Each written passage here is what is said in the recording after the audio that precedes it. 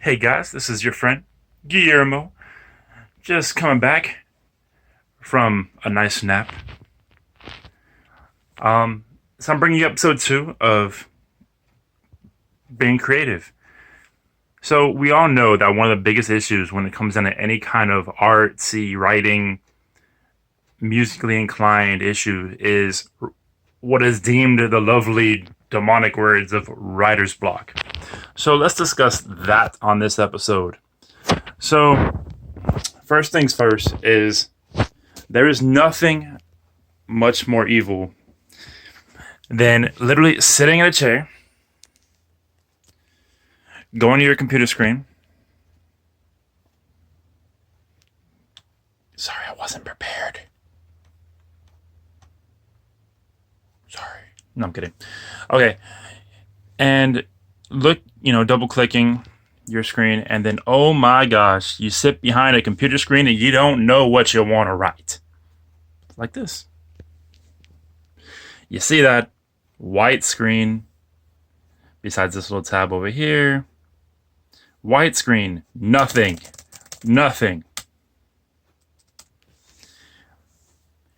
Biggest fear is when you don't have any inspiration.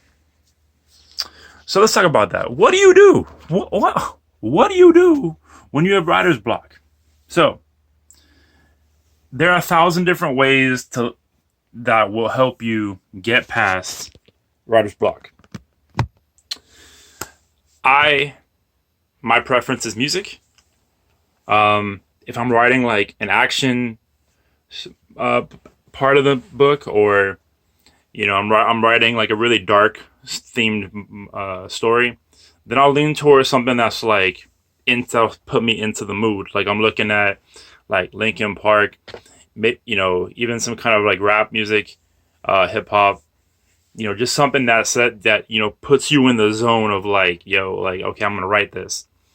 But now there's 3 different kinds of writer's block. Let's break this down. First off, you have the pebble, then you have the stone, and then you have the boulder. Pebble is that in the pebble phase it's where you want to introduce a character, you just don't have a name for the character. And then so you go searching on Google, you search the internet, you're searching Facebook, you're searching some kind of for inspiration just for a name. And you'll be surprised how many times that will shut you down. Is you're like, no, that name doesn't fit. No, that name. It's like naming your child. It's like that's literally what you're doing. You're naming a child. Each character to a writer to is a child of theirs. And so when you can't find the right name, then it's like, this isn't right. This is not right.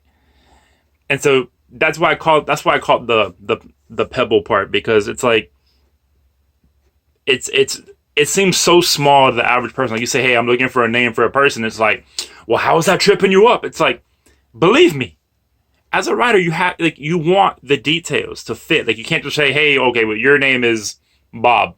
No, because Bob doesn't suit you. You don't feel like a Bob. So that's why, like, you kind of have to. The way to figure that out is that you can even like for me. Like I wrote a book called The Adventures of George and Reggie. So I needed animal names for iguanas. I resorted to going to Google and typing in best iguana names. And then I found Chombo, and I was like, yo, Chombo, that's a great name. It's weird, it's unique, it's different. And so I named the character Chombo. The next level is then you're looking at it's where,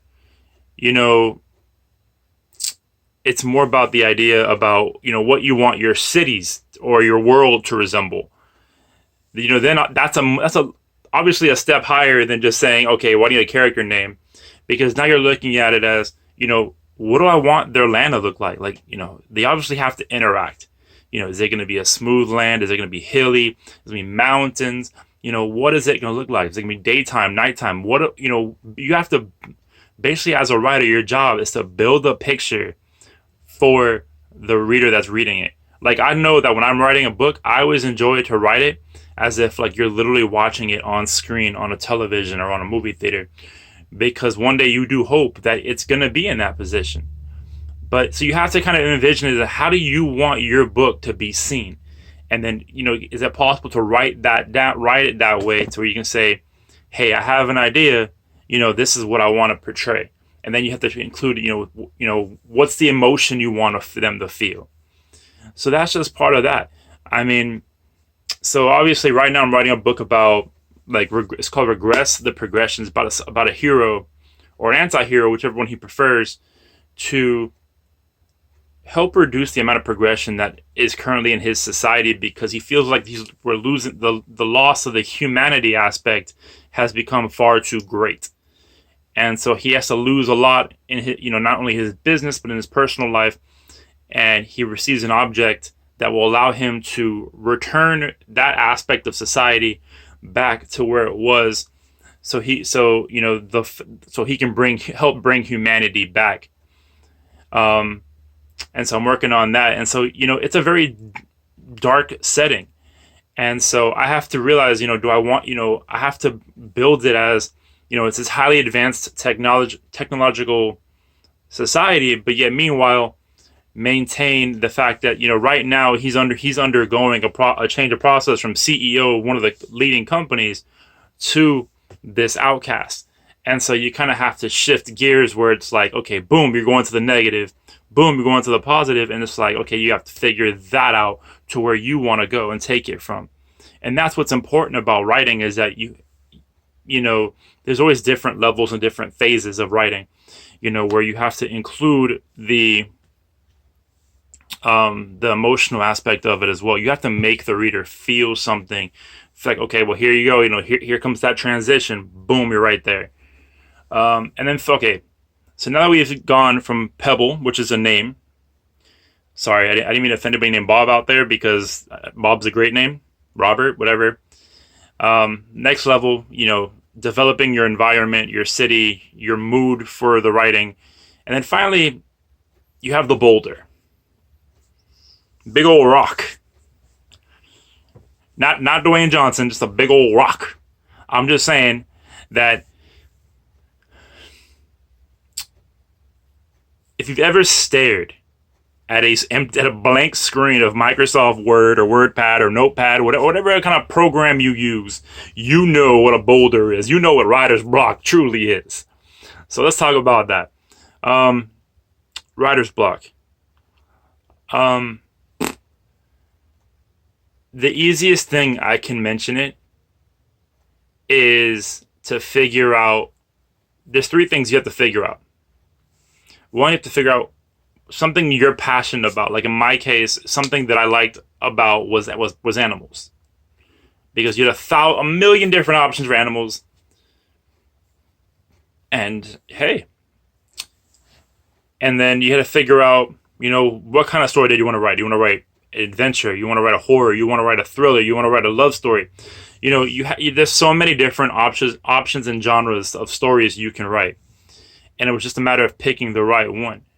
I mean, and that's not saying you can't include multiple. You can't write, there's no rule saying you can't write an action adventure and not have a little bit of love. I'm just saying, ain't no rules about that.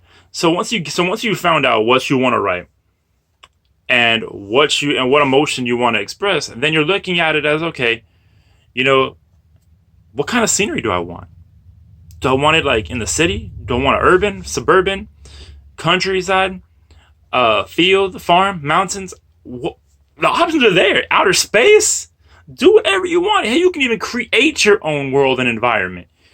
And that's where being a writer has become so much fun, is because you're looking at it like, I want to build a world today. I really do. So, a perfect example for me is that, when I wrote The Adventures of Jordan and Reggie, is I looked at it like, I wanted to give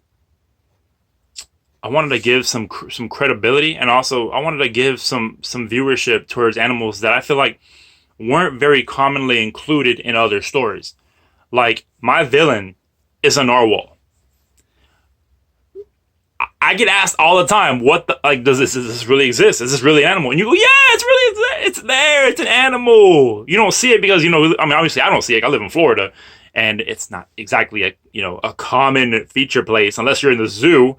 But no, um, so writer's block can be the most scariest place because it literally is its job is a hindrance upon your creative process. And and believe me, staring at a white screen, very scary because you don't know. Like your fingers are like itching and you're just like trying to freak out. But it's like you gotta look at it like, yo, like okay, okay, so what am I trying to get at? What am I trying to work on?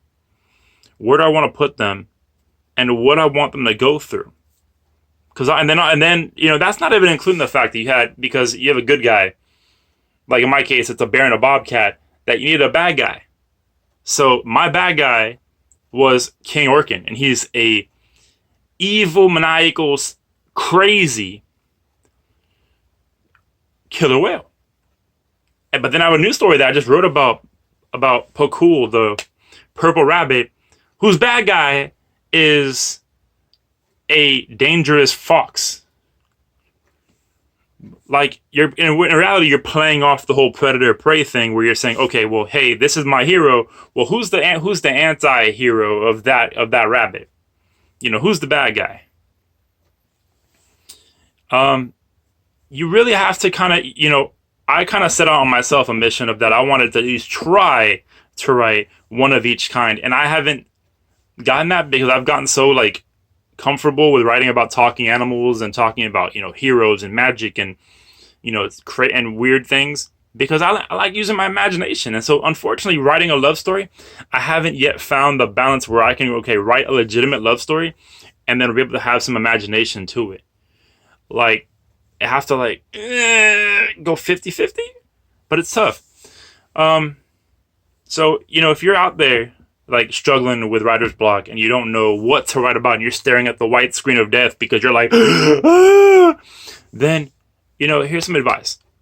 First of all, you need to, put some headphones in, listen to some music that'll put you into the what mood you feel like you're trying to set. And if that doesn't work, go to a nice quiet spot. And if it's hard, believe me, I live in a house with 6 other people and there's always some kind of child walking around these parts. You kind of have to look at it and just go, okay, what am I trying to express? What am I trying to, what am I passionate about? What is something that I truly believe in? And, when you're creative, the smallest things can trigger it. I remember being in the back of my brother's truck and he was driving down Tamiya Trail, which is one of the roads nearby here. And as he's driving, I'm literally just thinking something crazy of yo, what if a portal just opened up nearby, grabs the character by the shoulder sleeve and just pulls him back into another world, and he's gone, and it's poof, that's it sounds crazy and out of this world, but when you have a creative mind, to you it's not crazy because to you it's more about I can throw that into my story. And that needs to say, it actually is a part of my story. We're actually in Murdio, which is about a fallen angel. He's in a car. He's in a car made of bone and blood and muscle and tissue. And he literally gets ripped out of the car. And so, it's strange how the smallest ideas can come up with it. And you try and you can explain it to people, and then people look at you like, this guy's weird. But if you know me, then you know that I'm weird and I'm out of the world. But this is about you guys, and it's about helping you guys finish the whole writer's block thing, get past it. Another very important thing that you can do to get past it is also understanding the idea that if you've started the book already and you're not sure where to go, then do old school. Paper, pencil, pen, highlighter, Sharpie, whatever floats your boat, and try to envision what events you could see that happening to that character. And then, because once you do that, once you've built out the events and once you've lined out the events, then you're looking at it as a matter of, okay, well, now that I have the event set up, do I want to include dialogue to help move it forward? Do I want to introduce a new character? just to spice it up, to change it up, to see what it's going to be friend, foe. There's so many options, writing is like life in a way, because you don't realize how, so you have your main character is here. Hold on, there you go. And then you can either go this way, or this way, or this way, or any of a thousand different directions. But you don't realize how that one decision that you make could literally branch off into 1,000 more, and it just. But that's what's fun. So don't get discouraged because you got writer's block for a day. Okay, you got writer's block for a day. Take a break then. Or better yet, if you have writer's block on that idea, then maybe it's time to start a new idea. I mean, God, I've got like 2 or 3 unfinished stories in my computer here, and it's because you get writer's block. The motivation stops on that one, and then your mind wants to start coming up with new ideas for another one.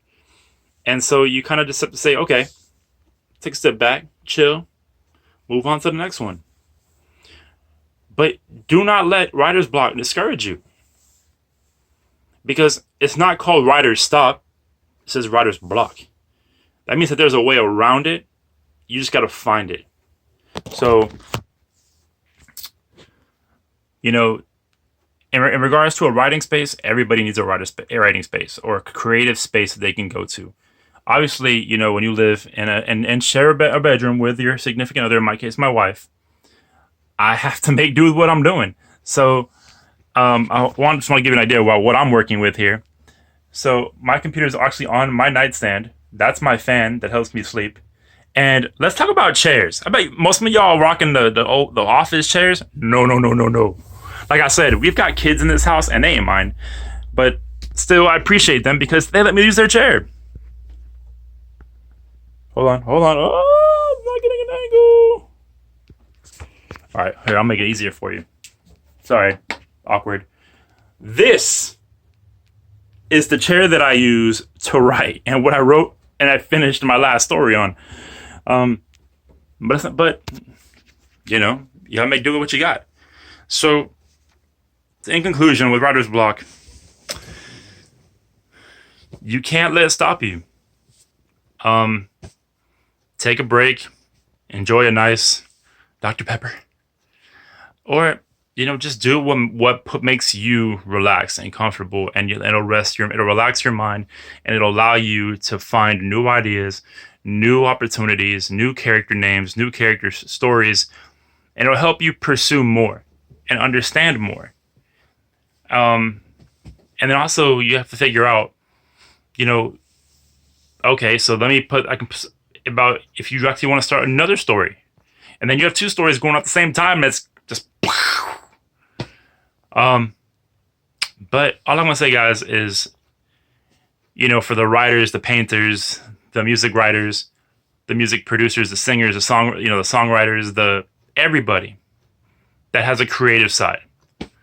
You all have some kind of writer's block, get some kind of writer's block. It's just a matter of pushing forward and understanding that is going to pass.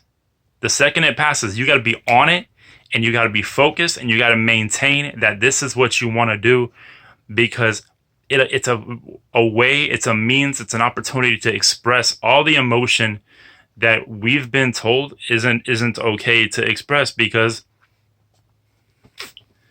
we live in a world where everything's so like school based, but yeah, I'm a creative kind of guy. I like the creative. I like writing about talking animals and talking narwhals and talking rabbits and fireballs blowing out of squirrels. You got to enjoy who you are. You got to enjoy, if you enjoy writing and you enjoy, getting a means to expressing oneself, then something like a writer's block isn't going to stop you. So stay creative, keep living the creative side of life, man, and you guys keep doing your things, and don't let a writer's block, pebble or stone, stop you.